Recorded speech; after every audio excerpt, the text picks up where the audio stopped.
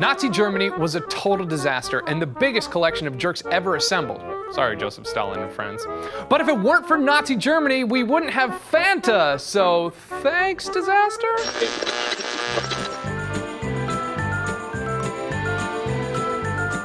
I'm sure that we'd all rather have Sunkissed and no Nazi Germany than Fanta and a bunch of Nazi Germany.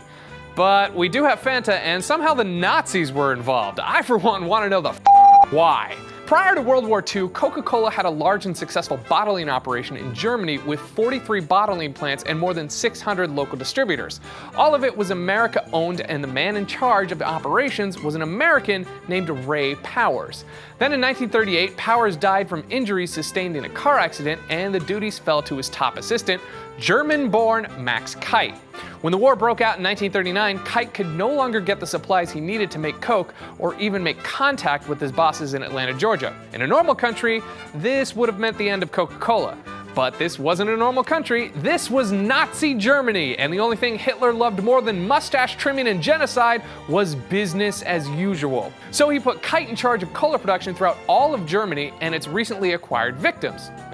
Territories. He did this despite the fact that Kite wasn't a Nazi, never became a Nazi, didn't share profits with the government or Nazi party, and only took the job to protect Coca-Cola's interests and employees from the harsh and awful Nazi party. Seriously, Max Kite was like the Oscar Schindler of soda pop making, and probably one of the most loyal company men of all time.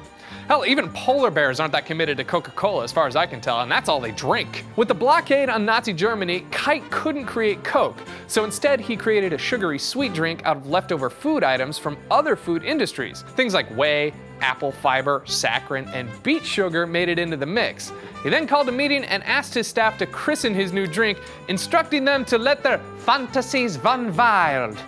A veteran salesman blurted out, "Fanta!"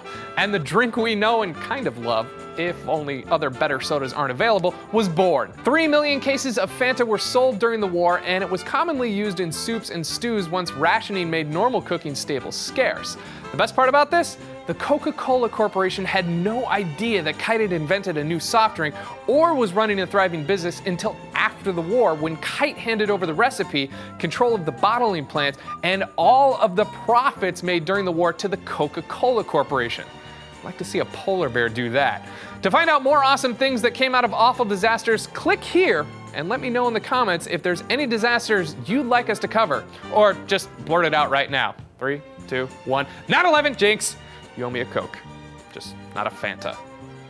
This Fanta's disgusting. Especially the pineapple one.